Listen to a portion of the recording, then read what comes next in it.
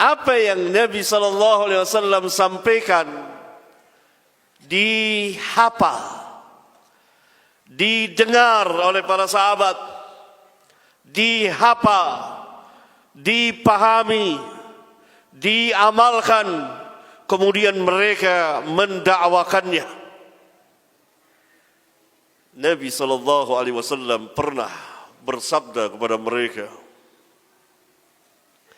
tasma'una, sekarang kamu mendengar, yakni mendengar dari aku apa yang aku sampaikan dari risalah Rabbul Alamin. Kamu mendengar, kemudian kamu menghafalnya, memahaminya, dan mengamalkannya. Kemudian kamu nanti akan menyampaikannya. Dan apa yang kamu sampaikan itu, kata Nabi, wa yusma'u mimman sami'a minkum, wa yusma'u minkum, wa yusma'u minkum. Apa yang kamu sampaikan nanti akan didengar oleh siapa? Tabi'in. Setelah Nabi SAW wafat, maka para sahabat menyampaikan risalah Rasulullah SAW yang menyampaikan kepada mereka risalah Rabbul Alamin. Maka apa-apa yang disampaikan oleh para sahabat itu didengar, wa yusma'u minkum, kemudian akan didengar dari kamu. Siapa yang mendengar dari sahabat? Adalah tabi'in. Tabi'in pun mendengar, menghafal, memahami, mengamalkan, dan kemudian mereka menyampaikan. Wa yusma'u mimman sami'a minkum. Wa fi riwayatin wa yusma'u mimman yasma'u minkum. Dan akan didengar pula orang yang mendengar dari kamu. Orang yang mendengar dari kamu akan menyampaikan kepada orang yang di bawahnya. Dan apa yang mereka sampaikan itu akan didengar dan dihafal dan diamalkan, kemudian didakwakan. Begitulah secara berurutan. Perhatikan, lihat sanad jalannya riwayat dari Nabi SAW. Nabi SAW menyampaikan kepada sahabat, kemudian para sahabat menyampaikan kepada tabi'in, kemudian tabi'in menyampaikan kepada tabi'ut tabi'in. Itulah agama, din. Harus jelas urutannya dari Rabbul Alamin.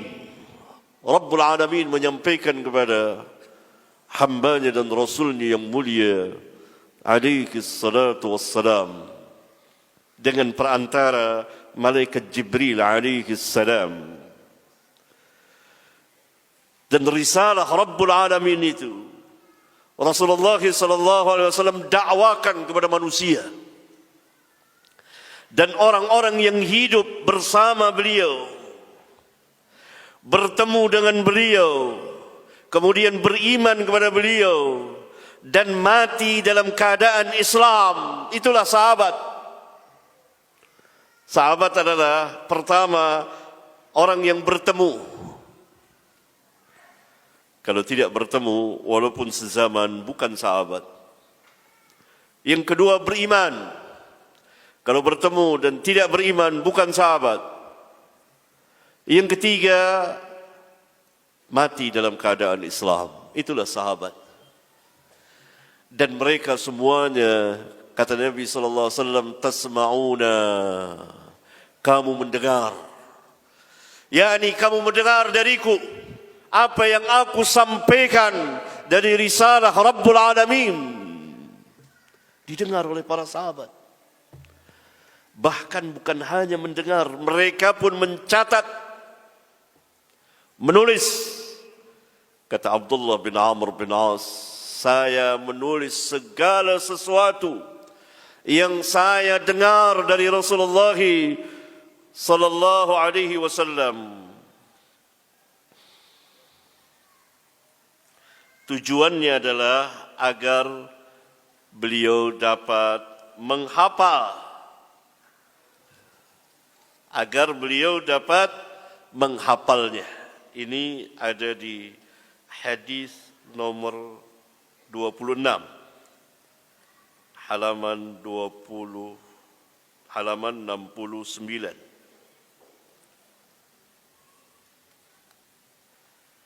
An Abdullah bin Amr radhiyallahu anhuma qala kuntu aktubu kulla shay'in asma'uhu min Rasulillah sallallahu alaihi wasallam uridu hifdhahu. Kata Abdullah bin Amr radhiyallahu anhuma, aku dari dahulu pada masa Rasulullah sallallahu alaihi wasallam biasa menulis segala sesuatu yang aku dengar dari Rasulullah sallallahu alaihi wasallam. Keinginanku, tujuanku adalah untuk menghafalnya, memelihara, menjaga hadis-hadis Rasulullah sallallahu alaihi wasallam dalam sebuah catatan di lembaran-lembarannya. Menunjukkan bahwa hadis telah tertulis pada masa Nabi sallallahu alaihi wasallam. Fanahatni Quraisyun wa qalu ataktubu kulla syai'in tasma'uhu wa Rasulullah sallallahu alaihi wasallam basharun yatakallamuna fil ghadab war ridha. Sebagian orang-orang Quraisy kemudian melarang Abdullah bin Amr untuk menulis apa yang ia dengar dari Rasulullah sallallahu alaihi wasallam. Mereka mengatakan, patutkah engkau menulis segala sesuatu yang engkau dengar? Padahal Rasulullah sallallahu alaihi wasallam seorang manusia yang dapat berbicara dalam keadaan marah dan senang. Fa amsaktu anil kitab. Maka kata Abdullah bin Amr, saya pun berhenti menulis. Fa dzakartu dzalika li Rasulillah sallallahu alaihi wasallam. Kemudian keterangan kejadian itu aku terangkan, aku sampaikan kepada Rasulullah SAW bahwa ada sebagian orang melarang saya menulis segala sesuatu yang saya dengar dari engkau dengan alasan bahwa engkau seorang manusia yang dapat berbicara dalam keadaan marah dan senang. Maka Rasulullah SAW fa'auma'a bi usbu'ihi ila fihi. Beliau berisyarat dengan jari telunjuknya ke mulutnya. Faqala, seraya bersabda, uktub, tulis, uktub, kata Nabi SAW. Fawalladhi nafsi biyadih, demi Allah yang jiwaku berada di tangannya, ma yakhruju minhu illa haq, tidak keluar dari sini melainkan kebenaran. Maka kemudian Abdullah bin Amr menulis lagi segala yang ia dengar dari Rasulullah sallallahu alaihi wasallam, sehingga dia mempunyai catatan lembaran-lembaran hadis-hadis Rasulullah sallallahu alaihi wasallam yang sekarang termaktub di kitab-kitab hadis, dan yang terbanyak adalah ada di Musnad al-Imam Ahmad rahimahumullahu taala. Menunjukkan bahwa penulisan hadis terjadi pada zaman Nabi yang mulia alaihi salatu wassalam atas perintah beliau, uktub, dan atas takrir beliau, persetujuan beliau. Dalam hadis yang lain, Abdullah bin Amr mengatakan, kunna naktubu haula Rasulillah sallallahu alaihi wasallam. Kami menulis, kunna naktubu inda Rasulillah sallallahu alaihi wasallam. Kami menulis dengan bentuk jamak, kami menulis di sisi Rasulullah sallallahu alaihi wasallam. Yakni sebagian sahabat yang bisa membaca dan menulis, mereka menulis hadis-hadis Rasulullah sallallahu alaihi wasallam.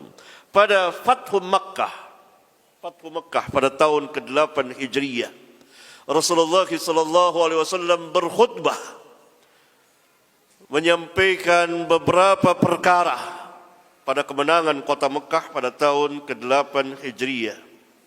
Maka salah seorang yang bernama Abu Syah meminta kepada beliau agar ditulis khutbah itu untuk dia. Maka Rasulullah sallallahu alaihi wasallam bersabda kepada para sahabat, "Uktubu li Abi Syah." Tulislah, yakni tulislah khutbah yang tadi saya sampaikan untuk Abu Syah. Jadi hadis sahih dikeluarkan oleh Al-Imam Bukhari dan Muslim. Nah, ini penulisan hadis. Dan oleh karena itu para sahabat tidak hanya mendengar kemudian menghafal, tetapi mereka juga menulis hadis-hadis Rasulullah sallallahu alaihi wasallam.